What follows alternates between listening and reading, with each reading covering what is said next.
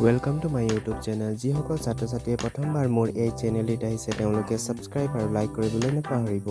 মই লৈ আহিছোঁ ক্লাছ 9 ছাত্ৰ-ছাত্ৰীসকলৰ বাবে অসমৰ গৰিয়া, মৰিয়া আৰু দেশীসকলৰ সকলো ইম্পৰ্টেণ্ট কুৱেশ্যন আনসাৰসমূহ।